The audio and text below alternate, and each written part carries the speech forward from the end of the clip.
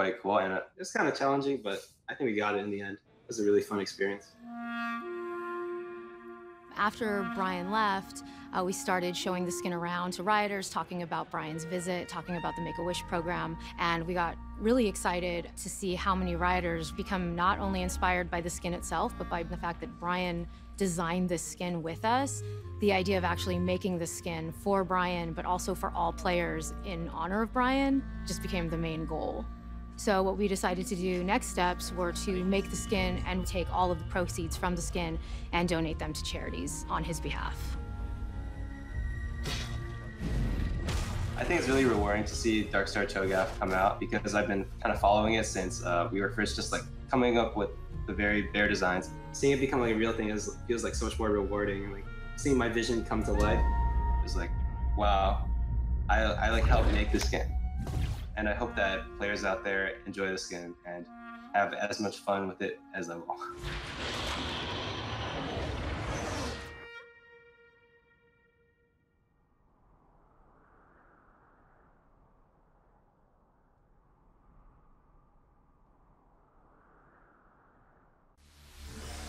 Quadra kill. This is actually going to be the pentakill. Tally actually falls down in the end. Penta denied by the headbutt of a Mundo. Biopanther finally arrives, and it is the Mundo cleanup crew. Tally into the backline, looking for Luge. Will get the dump, and now we'll start trying to tear them apart.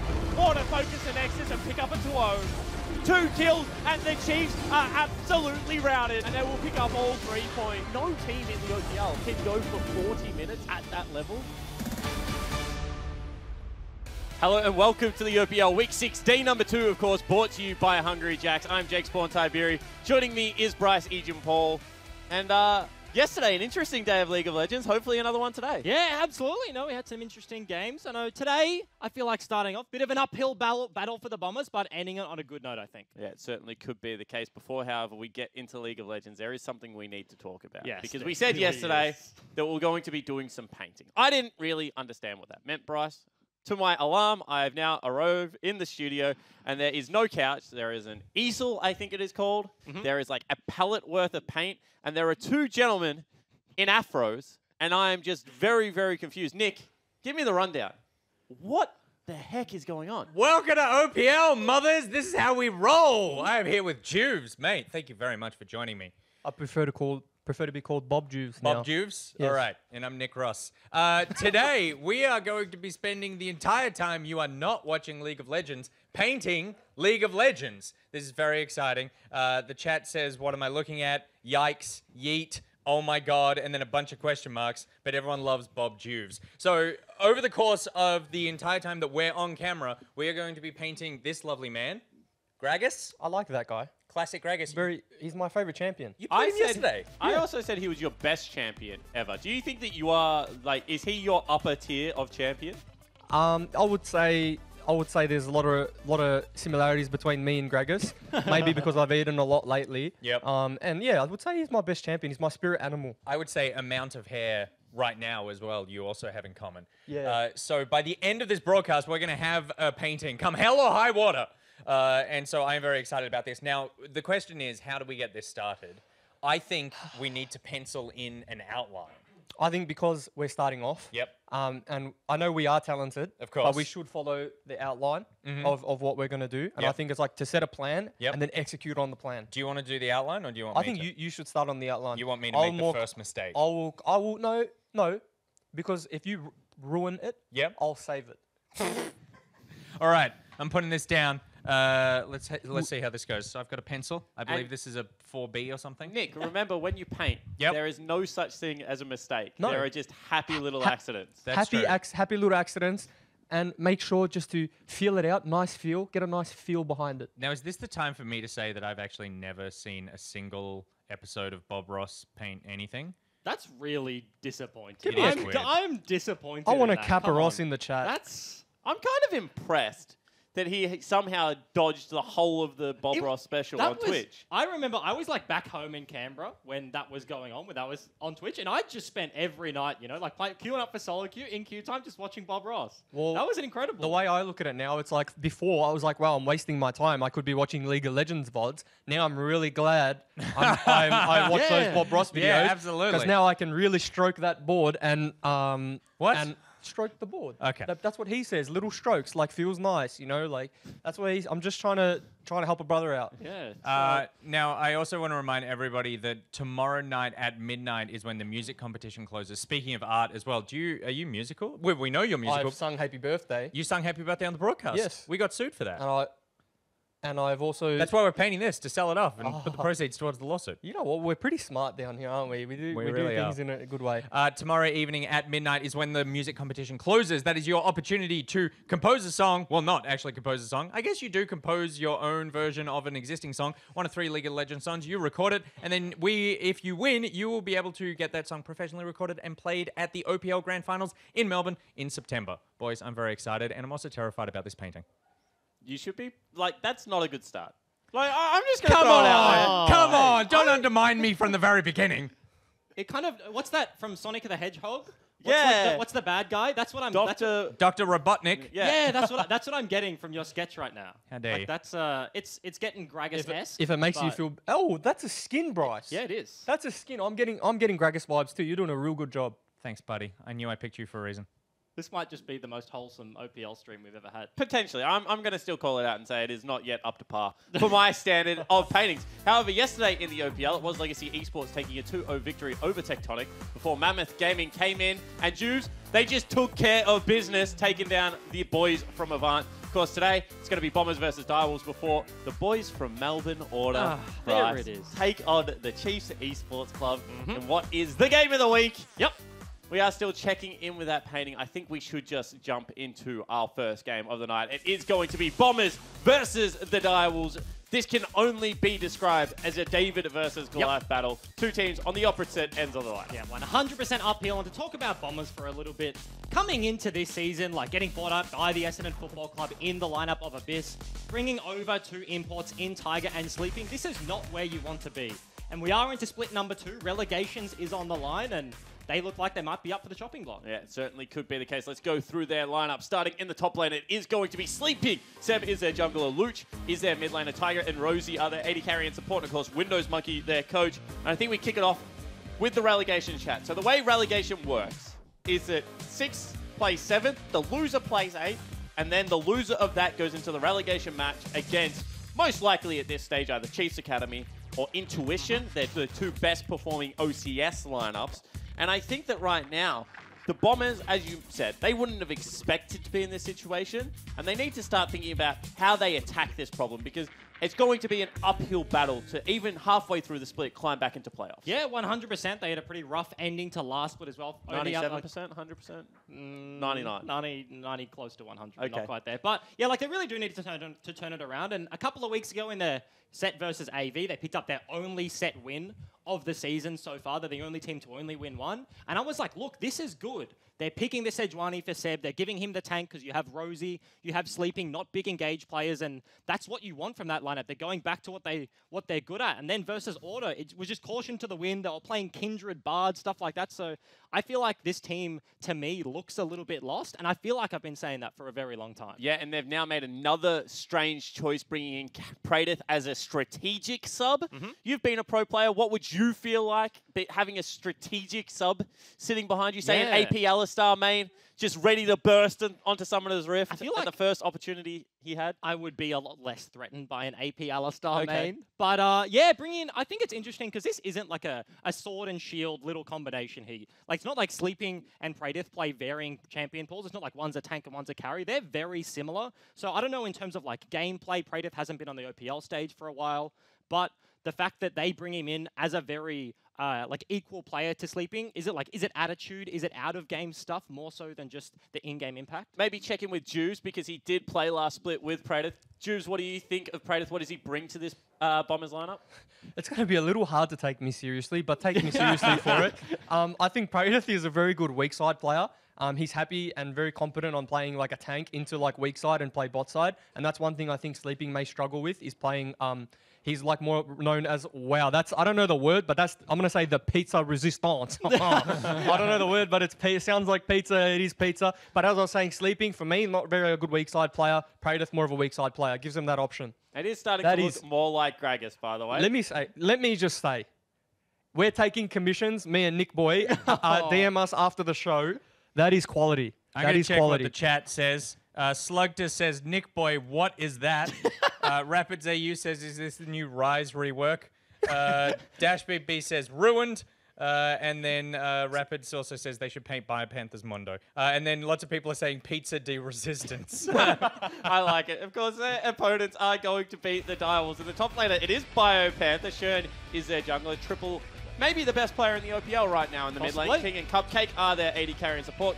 Curtis Morgan, Coach Sharp, of course, very good friend of the show, is their coach. And this is a lineup undefeated. Not only are they undefeated, there's 4 points between them and second place right now. Well, 3 points technically, but they do have a game in hand over Mammoth.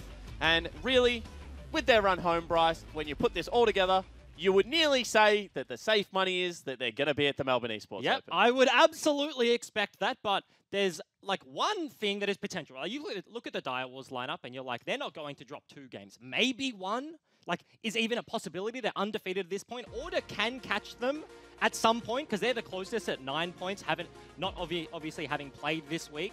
If Direwolves do drop games, not even sets here, there is a chance that, because the last game of OPL, this split will be Direwolves facing off against Order. So there's a chance that if they get 2-0'd there, if that last week for Direwolves is a disaster, they could drop out of first seed, but absolutely right now, they look like they've got it on lock. And before everyone calls me biased, Order has been the team that got closest to Direwolves this split. Obviously, Chiefs' last split took them down to the very wire in the grand final. But since the Biopanther change, Order nearly 2-0'd Direwolves week 1. I think people forget that, but that was a long time ago. Yes, it was.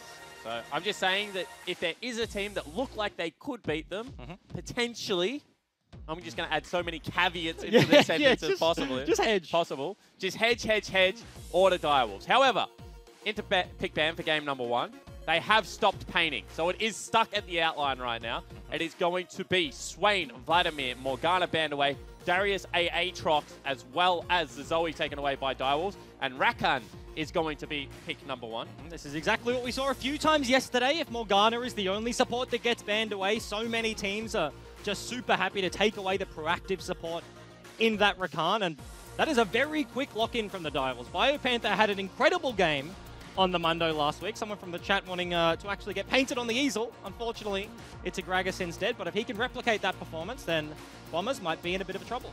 PG show, what Biopanther did last week, a little bit higher rated than that, unfortunately. So not able to depict it on the easel. It is... I like the quick lock-ins. We've talked to Curtis about this. He's very concerned about what his team's doing and doesn't really give a damn what the other team is doing. And I think that this pick ban so far, I mean, they just lock it in straight away. Makes a lot of sense. And I mean, if you're undefeated, then sure, focus on yourself. You know, the other teams haven't proven they can beat you at this point. It's very hard to stay on top as the #1 team, and Direwolves have been that point for a very long time. So the fact that they're still up there, the fact that they are still undefeated, means what they're doing is pretty successful at this stage. And did you see this coming, Bryce? Was the reason you retired because you were just like, well, no one's going to beat him anyway. Get me out of here. I'll just cast him to victory. That's a bit of a loaded question. No, that wasn't the reason. There was a lot to why I retired, but that's all right. I just wanted to know whether that was a specific one. You don't have to justify your career choices to me. Direwolves winning certainly hurt. Like it wasn't a nice feeling. I'll give you that. Gragas as well as the Xayah locked in, so another Xayah Rakan lane, and it is just going to be the Lucian taken in response. And I honestly like this from the Bombers. Controversially, maybe to you, I think Direwolves have looked weakest in the early game, and I feel like it almost has to be like that, because nobody has proven that they can match them in the late game in terms of their macro and just safe, structured play. Over at Rift Rivals, domestically in the OPL, a few times they have fallen down early. Against Chiefs last week, it happened all 3 lanes until that big cleanup from Biopanther on the Mundo.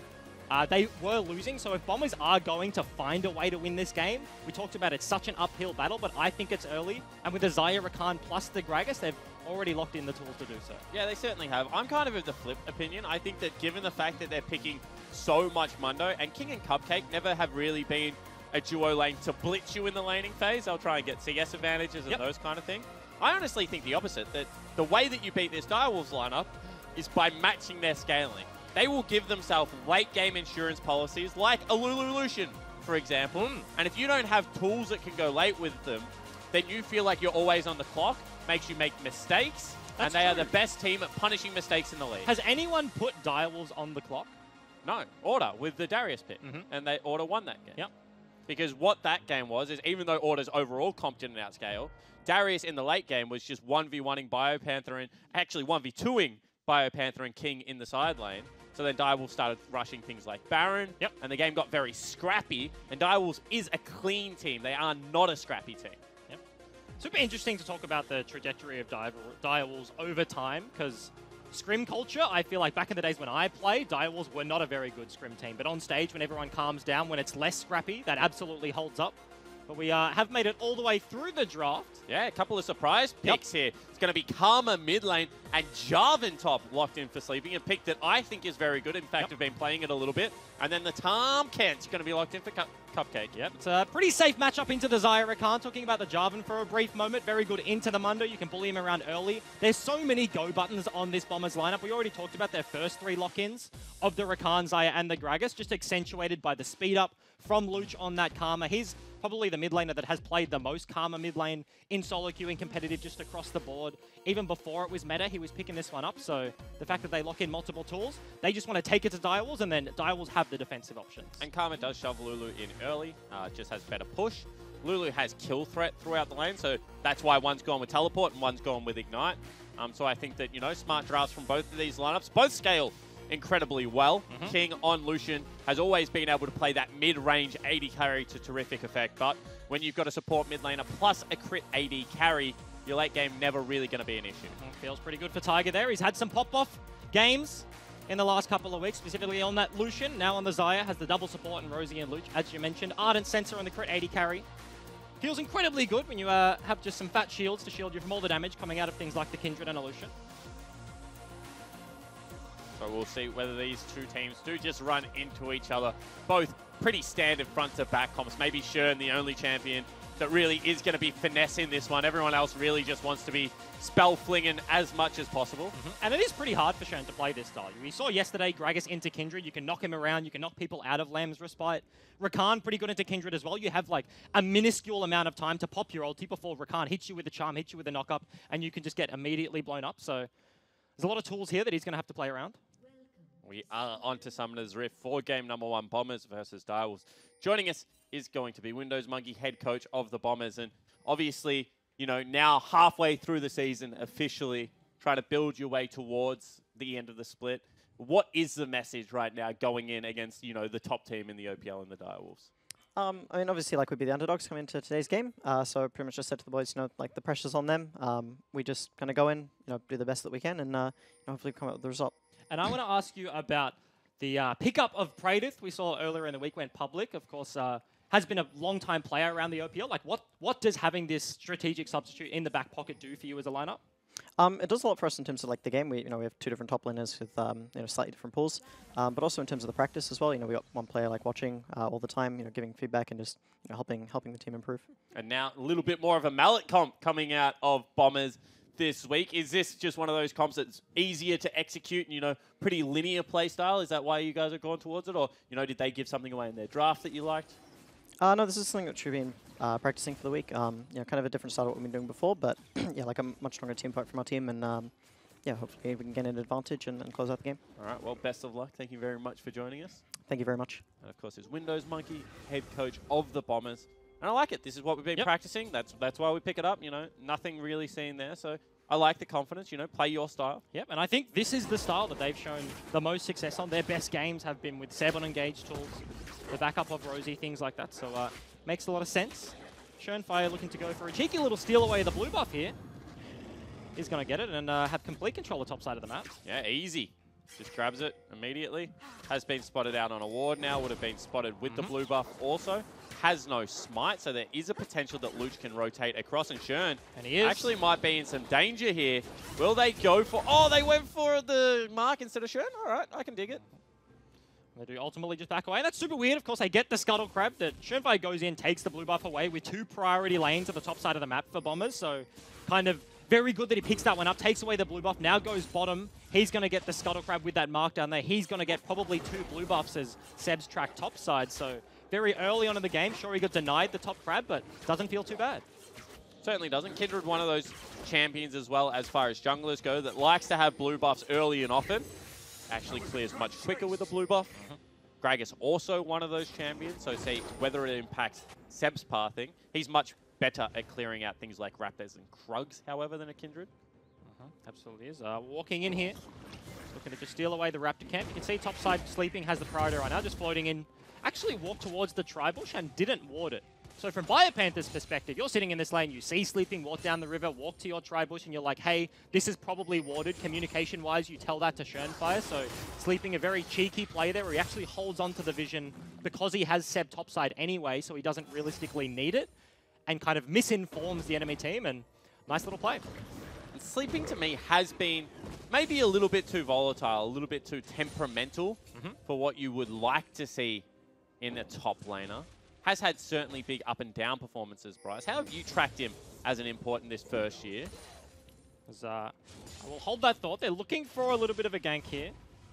Do they actually go for it? No, recall will just be channeled out. I feel like he's okay. He came in as a big carry threat, actually. They know that Seb's here and now caught out by Schön. They will both flash forward. Big damage coming across. However, now double knock-up from Sleeping and first blood goes to Biopanther. Yeah, and it just looks so easy there. They collapse. Flash goes out of the Gragas. Him losing that summoner very early into the game is so good for Direwolf. Sure, Schönfire has to trade his own with Biopanther, but first blood, taking away that flash body slam gank potential of the Gragas, that's huge. Certainly is. And, you know, we already said that this is the side of the map that we are focusing on for now because of the addition of Praedyth into the lineup, and certainly not what they would have liked. Dash in, however, bottom lane will whiff. Yep. Zaya makes the Rakan lane a little bit more easy there. You can look for more opportunities, dash away. Tahm Kench really can't punish you all too much. You see Rosie just stepping away because his W, because his Q is down, and now that they're back up and available, sort of, they are the ones that do have the proactivity in their back pocket. King does very well to just dodge the W. If you never get hit, then this lane is ultimately fine. You have the safety of the Tahm Kench, and he's doing well to just dodge out an E-poke. Seeing right now, Schön goes in. Teleport will be popped mid lane. However, that is a marked mid laner, and Schön will get his mark and just leave.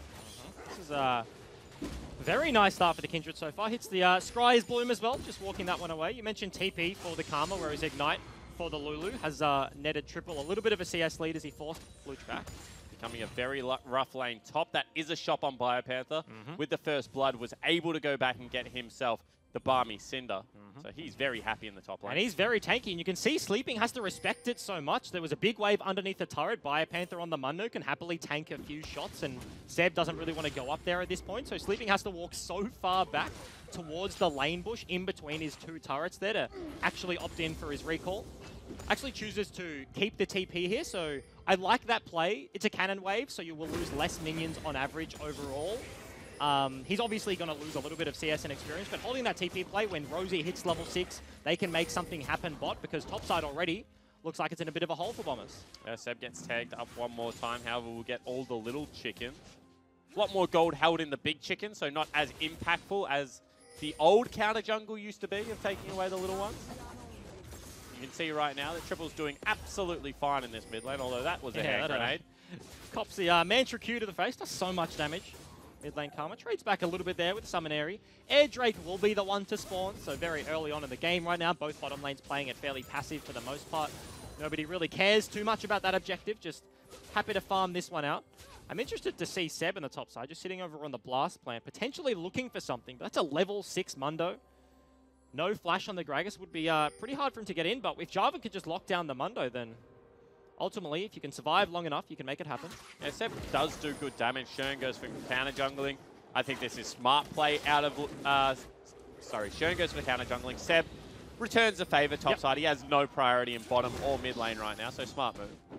Just trading sides of the map between these two teams, but interesting. It's not an obvious scaling game. If this, what it looks like so far, is going to be a pretty lengthy laning phase, like both teams, you could say, are just happy with that, you know? Like Mundo, he wants to scale up, get the items. You have the Lulu with the Lucian. That is a renowned combo in terms of late game effectiveness. Buffing up the Lucian and making sure that he can sit in melee range means that he can dash out his full damage potential.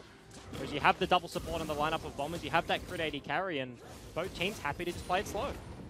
Certainly are. Jarvan, one of those few champions in the game that will get incredibly tanky, but also will do a lot of damage. Most likely is going to go towards, you know, that HP tank build in the Titanic Hydra and the Black Cleaver. Maybe Sterix into a GA after that. So we'll do a lot of damage as the game progresses. There's so much burst, especially for the squishier members of Direwolves. They have a few tools to kind of deal around with that, because in terms of Bombers going in, they have that one-hit combination where they have the Rakan going in, they have Gragas Flash Body Slam, Cataclysm from the Jarvan, and they have all those one-time buttons. Schönfire and the Kindred can deny that with the ulti. You have Tahm Kench. Cupcake can save at least one person from that. Actually, well, only one person with the Devour. But right now, Direwolves doing well to control the bottom side of the map. It's actually a bit of a rotate from Cupcake. And he's actually gone for the good Tahm Kench skin. If you use the orange one, unfortunately, you're wrong, because this is how you play Tahm Kench. Really? Yep. You don't like Chef Tahm Kench? No, it sucks. Everyone uses it. It's too mainstream, you know? What's this one? This is Earth Kench. Okay. It's a good one. He's got a little crown, you know?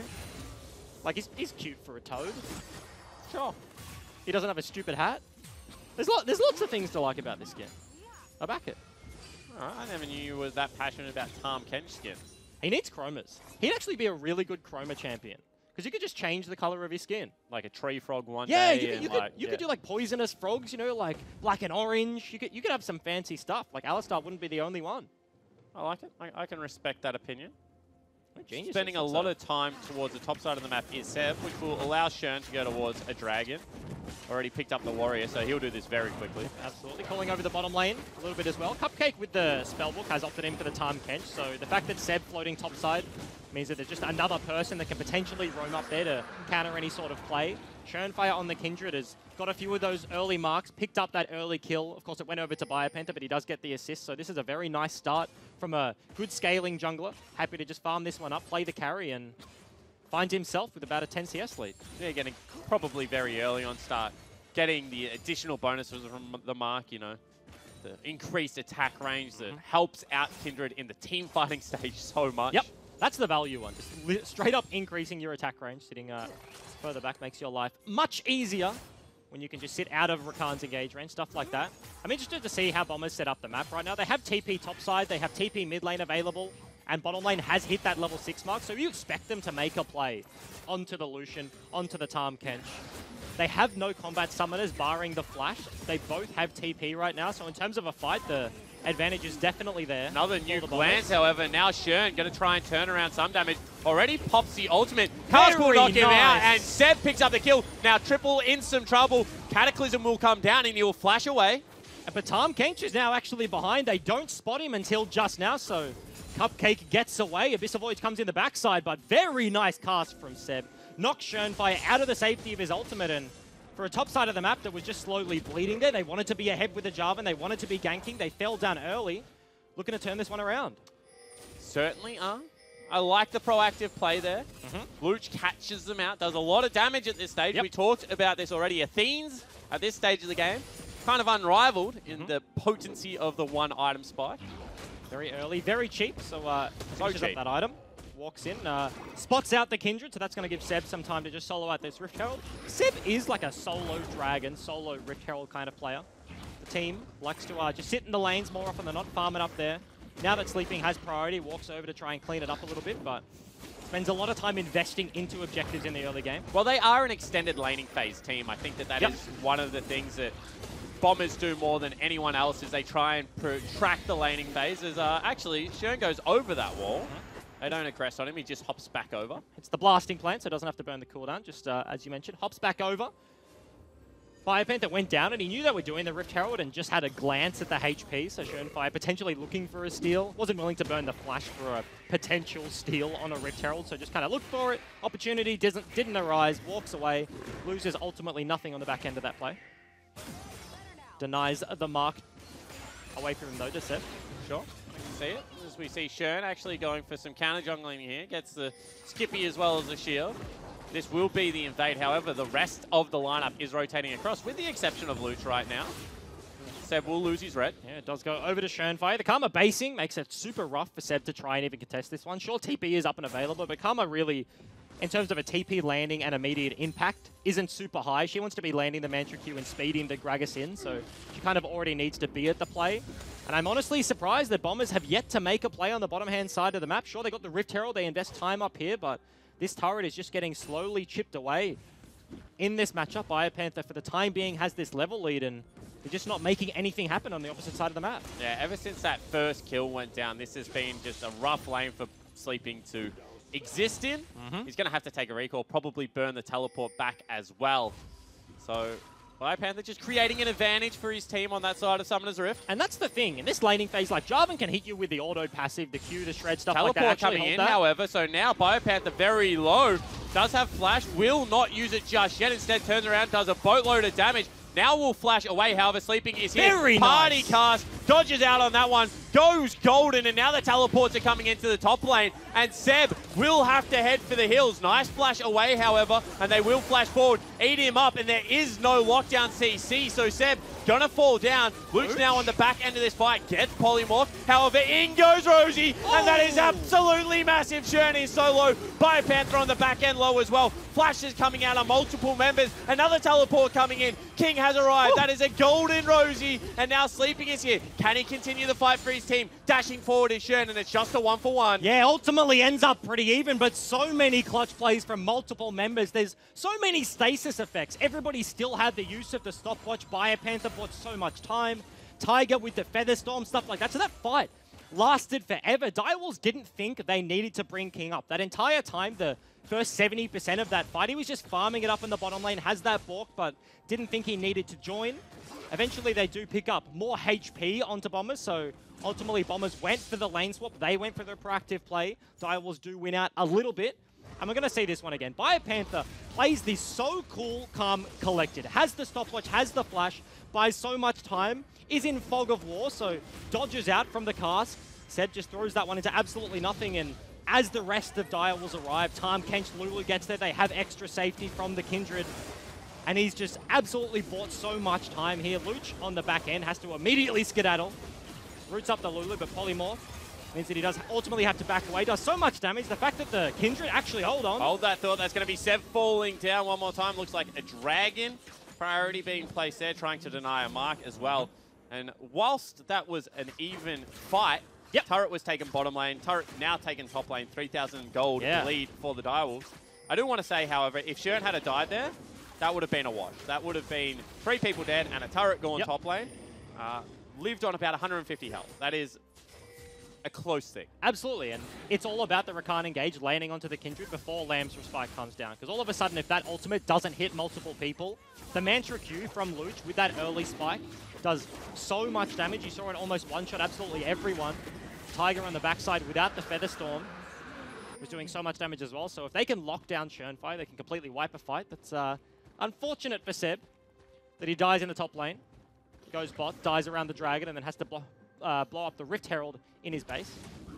So now it's just going to be 3,000 gold lead and a couple of dragons if this Herald doesn't get a turret as well. Gold lead not going to become any easier for the Bombers, and it doesn't look like it's even going to get a charge off. It's going to hit a whole bunch of minions. Not even hit a Mundo there as BioPanther dodges that one out. That's actually one of my biggest pet peeves, is watching people fight Rift Herald, normally like when it's spawned in the pit before it has been dropped, but just tanking that wide arc Q, especially as like a support player, when you've got minuscule amounts of HP, you don't have much sustain, and watching people just get hit in the face by Shelly, you don't need to. It's an easy dodge. Certainly can be. As King zooming around. One of the oldest Protect the Lucian comps we ever saw was SKT playing this exact duo, Lucian as well as Lulu, between Faker and Bang. And he is 0-0-0 right now, but is approaching that 2-item mark. Tiger on this side has the Storm Razor. 1-item spike is okay, but Lucian's going to hit 2 and is going to be absolutely popping. He's got that Lulu. He's got the Tahm Kench for that extra bit of safety. Will be able to do so much damage, and Tiger will be in a bit of a rut at that point. Bombers have to stall out this game to get that Xayah to 3 items, which at this point seems like such a long distance away. The gold lead is only 800 for the AD carry of the Direwolves, but just because of the cheapness of his items for that Black Cleaver and the Bork, stuff like that, he's just so much stronger at this stage. Not to mention that you're going to be hitting a super tank in the Mundo versus a pseudo tank in the Jarvan, as now Luch has to run away. Will take a lot of damage, however, returns a nuke again. Will get out with the shield. Just saves himself with the shield on the backside. So skirmishes, does a whole boatload of damage onto the Karma. Did not have the flash, so could not get himself out of that one. Direwolves just opting in for the 1-3 run right now. Biopanther level 12, very tanky, so sleeping by himself isn't a threat. They have a tank jungler, so in terms of finishing the Mundo off, you want to be able to burst him. Gragas, Jarvan have a little bit of burst, but because they're behind, it's not too great. And with the Ignite on triple, they're just sending him topside. He's ahead of the curve, has his Ludens, and just going for a standard 1-3-1. So this game will slow down a little bit when you have a Lucian, not the highest range 80 carry. They're just forcing farm onto everyone at the moment, taking away the jungle when they can. So Shern's lead really is growing right now. Teleport going to be burnt out of Tiger to get himself towards that mid lane. And as you mentioned, right now it looks like Direwolves are much stronger. However, ultimate coming across, in fact, and Luch has no flash evade. Actually does have, no, just doesn't have flash, gets blown up. But there was no way he was going anywhere. Slow from the Tahm Kench. Lands with the Lucian, immediate balk, so the Karma dies very, very quickly there. Luch struggling to find farm in the side lane. Constantly Triple is pushing that one in, and then there's someone to ruin his day. There's a Kindred walking over there, hitting up the Karma, forcing Lucian to go back to base. Round number 2, it's actually the bottom lane of Direwolves, and that's super rough for the Karma, just trying to pick up farm. He's sitting on that 2-item mark, and Direwolves, they're happy to play this slow. You know, they get that pick, they don't force anything extra, didn't look for chip damage on the turret. Just back away, farm up the rest of the waves. Yeah, and as long as they're farming right now, they are happy. Looks like some miscommunication out of Sleeping and the team. Could have engaged on that with the Cataclysm, but does not go for it. Biopanther obviously is quite tanky, and Teleport is available on King. Yep, it's one of those tanks without a dash, without any way to get out of the Cataclysm, so would have had to blow the flash if he gets locked down. Very nice rip back from Tiger. But Direwolves are just super happy to farm this one out. We've seen that, but we've seen that domestically over the course of the split. They are the best team at playing this slow, methodical style. When you get to the mid-game, they don't get frustrated, they don't get panicked, they don't make huge misplays more often than not, and that's exactly what they're going to do this game, just grinding it out. That's an Ardent Sensor on the Lulu now, so King very soon will be able to afford his Black Cleaver, and then has almost a third item with the Ardent of the Lulu, with the speed up from the Whimsy, so feeling very good about this one, tracking later and later. Not to mention, Shern will also like that item a lot. So big shout out to Triple, helping both of his AD carries. Who does he W and who does he shield? I think you shield the Lucian, gets more auto attacks. Ah, you get more picks from. I would also argue that you should W the Lucian, but you know, maybe Shern demands it. Big damage coming out, dash forward, however, huge engage coming across and will knock Shern away. He uses the Lambs Respite, and they've already eaten someone up from the Tahm Kench, and in goes Sleeping, looking for it, but King, nice flash away, and now Shern is just doing so much damage. Biopanther on the front line is absolutely unkillable, and now Tiger only forced to retreat. Shern goes in again, will force the ultimate. And Direwolves just aren't killable. And that's exactly what we were talking about. They have that one-button composition. Rakan goes in, huge engage, followed up by the Gragas. It looked so good, but they just could not kill anyone. Sleeping arrives to the fight, flash burnt Cataclysm onto Shernfire, but Triple with the save, hits him with the ulti, just lives on the backside. Both 80 carries from Direwolves were about 100 HP at certain points in that fight, but Bombers just didn't have that extra bit of damage to clean up. And this is a difference between really good Karmas and, you know, just Karmas that can get through the laning phase. I think that Luch needed to save his empowered, you know, his ultimate for the E there, because there is so much re-engage potential that will come out of the Direwolves. Biopanther's ultimate, Shern's ultimate, Triple's ultimate, you know, eating someone. So I think that you have to be able to hold that empowered E to get your team the second crack at it, because you already got people like Seb, Sleeping, Rosie that are going to force the ultimates initially. Yep. But it's the protracted fight that you have to be able to win. Yeah, absolutely. And we saw Direwolves run away with that one. They're going to add a Mountain Drake to their tally of the Infernal and the Air. So pretty good RNG here. The fact that they are ahead. 5,000 gold lead in their back pocket, and 2 very nice Dragons as well.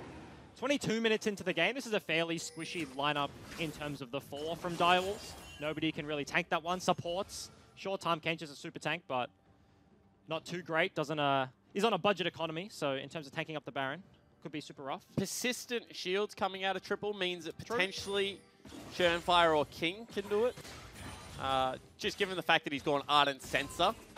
As King takes a lot of damage, Luke still packs a punch. Yep, absolutely does. He's interested to see where he goes from here. Does he go for an Ardent Sensor and just bank on this double support for the Xayah, the crit 80 carry, or does he just go towards more AP, like a Death Cap for that bonus shields? Because you just care about the flat AP, and you can get so once much again, value. they go onto Shurn, they knock him up, and they will take him down. Well executed. Yep, and Shurnfire, he's got a 7 ECS lead in the jungle. He's very strong, but has been caught out multiple times this game. Lamb's Respite has saved him a few of the time. Sleeping just taunting up Biopanther here, because ultimately he can't do anything else to the Mundo at this point. But if they keep finding these picks onto Shurn, then Bombers, honestly, there's potential. Certainly is. I mean, 4v5s are always fun to win, especially given the fact that some of the other fights look like it would have been a little bit more successful if they didn't have Lamb's Respite there. So if there's a way to pick Shurn before, maybe not using the ultimate and just a knock-up, something like that. Yep. Because Kindred doesn't get much tankier as the game progresses. Because you used to go like the Hex Drinker and the Sterax when they stacked, stuff like that. Thank goodness that combo doesn't yep, exist anymore. That was absolutely broken. Have they spotted it out? Oh, they just missed King there. Unable to cancel that one out. Direwolves in this 1-3-1 have really struggled to break open the mid lane. Every time they go around there, Shurnfire actually rip back. Onto Cupcake. Do they have the ultimate? Yes, they do. However, good flash from Cupcake. Has to burn the flash. Has to play it safe to not die in the back end. He's incredibly low. Does have the spellbook, so maybe can get back here early as Bombers look to pressure in the mid side. Trying to take the turret down. They should be able to do so. So first turret of the game broken for the Bombers. Get it back to about 4,000 gold. However, Sleeping is about to get soloed out. Goes over the wall. Does he flash over? No, he just lands one more briefcase. Plays it very patiently there. Doesn't want to walk into the rest of the Bombers lineup. Has so much pressure. Direwolves using it now to just start up the Baron. Sure, they're not tanky, but they have double 80 carry and a Lulu. They do it so quick. I don't know whether they can do this. Double teleport is going to come in. However, it is a little bit late. Rosie is looking for an opportunity. It goes down. And you can see now they want to try and start the fight. They just do it onto Cupcake. It's not enough members. Shurn will have to burn his ultimate early. However, now looking for the re-engage is Tiger. Flank coming in as well out of Sleeping. Shurn goes over the wall and they're going to restart this fight. However, Sleeping is now here. King gets picked off in the front line. Is he going to go down? Yes, he will. Sleeping, however, going to join him in the death chamber. And now they're looking for Cupcake. Luch has to flash away on the opposite side of the fight. Tiger can turn this one. Biopanther just going to continue to farm. Shurn goes forward, picks himself up a triple kill, I believe, and a shutdown. That is huge for the Direwolves. Honestly, a 4 versus 5. Biopanther doesn't have TP, could not join the play. Sure, they get the Baron, but on the back end of that fight, the shields from triple. Whimsy speeds up the Kindred, and straight up 1 versus 2 onto Xayah Rakan means Baron maybe an inhib as well. Yeah, and Biopanther doesn't have many cares for Luch at this stage of the game. He's just going to continue to empower up that creep wave, take the inhibitor, now should just be able to back away. And that is super frustrating from Bombers. They look for something bot side, they have to shepherd their Jarvan, and this was the counter pick into the Mundo. They took it away, and it led to the start of this fight. Unfortunately for Rosie, can only get onto Cupcake initially. Lulu means that Shurnfire, maybe potentially without that support, dies from the Gragas combo in that burst, but the Lulu ultimate keeps him alive long enough to get the ulti down, and here it starts looking dodgy. Bombers, Sleeping comes over the wall, Cataclysm onto multiple people. Shurnfire does have the ability to dash out, but here's where Bombers split. If they leave Cupcake alone and all 3 of them go for triple, go for Shurnfire, you take down the only damage form in that Kindred, then maybe you wipe that fight. Maybe you kill all of Direwolves and they don't have any Barons barring the Mundo, but unfortunately for them, miscommunication split the fight and ultimately lose. Big problem for me was they should have gone earlier. Even in a 4v3, if you have Baron versus no tanks and you can get the Lulu in the charm, you probably win the team fight. If you're fighting after the Baron, however, they have an 8,000 gold lead on you. Now it's 11. Came out of almost nowhere, to be honest. Fairly slow laning phase. Dire was creeping ahead, was like 3,000 after the 10-minute mark. And absolutely exploded. Shurn's got 4 of it. He is incredibly big. That's 3 for Biopanther, so that's 7 of the 10. Got 1,000 for everyone else. It's feeling pretty good right now if you're a Direwolves fan. They are got an IE. Looking to go straight up mid lane. Base already broken, inhib down on the bottom side. Luch needs to stop empowering his Q. on the back end of that fight throughout the Empower queue. Actually, Rosie going to look for it, goes Gets onto over, Lulu. gets the Lulu, as you mentioned. However, already people falling down. Shern, once again, will get the Lamb's respite. Now will continue to dash forward. And BioPanther has finally joined his first team fight for the day, and he's just going to continue to run forward. Look at the outplays coming from BioPanther. He's still like 3/4 health, and they will just disengage. BioPanther's literally that thread on the front page of Reddit that's like, oh, I'm really proud of this one, tanking all the CCs, tanking all of that damage, does not care for the Bombers right now, and it's going to be the second point of the base broken. Such a disjointed engage. Rosie has the flash, pops his ultimate so early. Seb not in range to follow up immediately, and absolutely nothing they can do. The engage does not land against an 11,000 gold lead. You just get wiped. And now it's going to be closer to a 14,000 gold lead. And Cupcake opens his mouth, BioPanther jumps in. They don't get the cancel, and the inhibitor goes down. Good news for Bombers fan, you're going to probably have about 1.5 minutes to farm 3 lanes of creeps. That's OP. But after that, you're in big trouble. It's so underrated, like how difficult it is to clear 3 waves of super creeps. Often, like, you just have 1 inhib down, you're sitting in your base, and it's like 1 inhib, and then you lose a team fight and you lose the game. So you're used to just killing 1 and it's rough. When you have 6 knocking away, and like your mid laner isn't a sustained DPS, it's a Karma, all you've got is a Xayah really to do anything. So Tiger's going to have to do hella work here. Has a Runans. He doesn't Feels clear him quick kind of good, but yeah, this is 2. There's 6 every single wave coming in. This is rough. This is very rough. Certainly is. So they have to fight potentially before they crash, you would say, Bryce? Is that the call? But the problem is Rosie burnt his flash. That was their engage. They looked for it. He is the main engage for this team. Seb has been looking to follow up. Unfortunately, he doesn't land that time, but now they don't have the summoners to pull that off effectively. They tried to get onto triple. They know that Lulu is denying them picks onto the carries, so just prioritize the support, kill off triple, and then you can deal with the Kindred, you can deal with the Lucian later. Unfortunately, at this point, it's going to be super hard to get onto triple at this point. Ding that level 16. And has a big, enormous front line in the Tahm Kench to the Mundo. And they're just making sure right now that the creep waves are as close to the base as possible. Bottom lane has been slow pushing, which 4 super creeps is even scarier because there's probably 4 in that one now. And it's do or die time for the Bombers.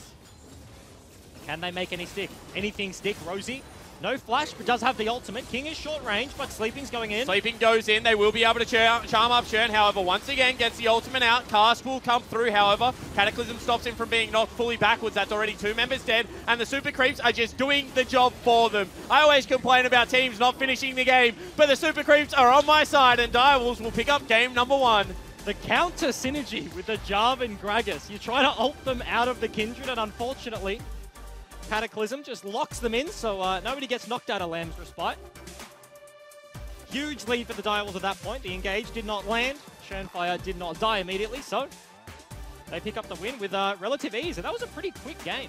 Sure, it was not like huge team fights here and there, but under 30 minutes. It's not that standard for the Direwolves.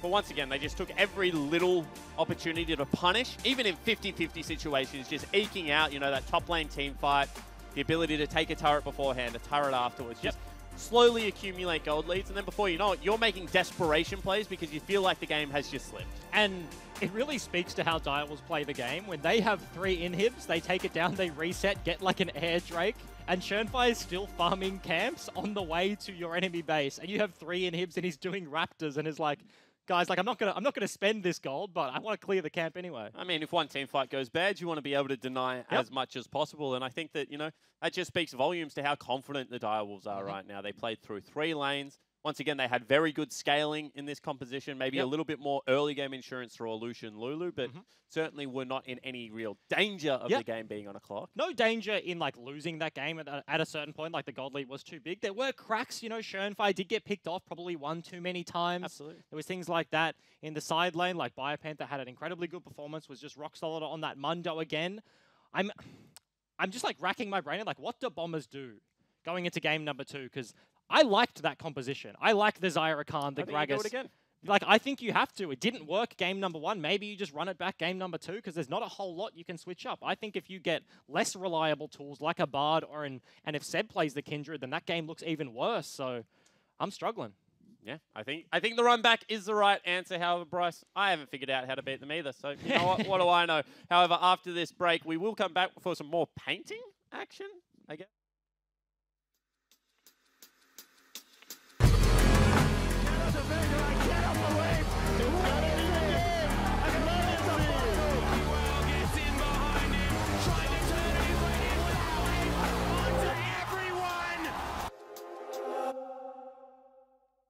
Thanks to Hungry Jacks, you can win a trip for two to the 2018 World's Grand Final in Korea. To enter, head to os.lolesports.com/worlds-trip and fill out your details. The trip includes flights, transfers, accommodation, and tickets to the 2018 World's Grand Final. All thanks to Hungry Jacks. Hungry Jack's new pulled beef burger. Slow-cooked pulled beef with crispy slaw and paired perfectly with new pulled beef loaded chips. Cooked slowly, but enjoyed quickly. And there is no lockdown CC, so Seth gonna fall down. Luke's now on the back end of this fight, gets polymorph. However, in goes Rosie, and that is absolutely massive. Shern is so low. Biopanther on the back end low as well. Huge Gage coming across and will knock Shern away. He uses the Lambda spite, and they've already eaten someone up from the town tent. And in goes Sleeping, looking for it, but King, nice flash away, and now Shern is just doing so much damage. Shern goes over the wall, and they're going to restart this fight. However, Sleeping is now here. King gets picked off in the front line. Is he going to go down? Yes, he will. Sleeping, however, going to join him in the death chamber, and now they're looking for Cupcake. Luch has to flash away on the opposite side of the fight. Tiger can turn this one. Biopanther just going to continue to farm. Shern goes forward, picks himself up a triple kill, I believe, and a shutdown. Sleeping goes in. They will be able to charm up Shern. However, once again, gets the ultimate out. Task will come through, however. Cataclysm stops him from being knocked fully backwards. That's already 2 members dead. And the Super Creeps are just doing the job for them. I always complain about teams not finishing the game, but the Super Creeps are on my side, and Direwolves will pick up game number 1. Good, my son. More orange. We are back. That was a hell of a first game, and as you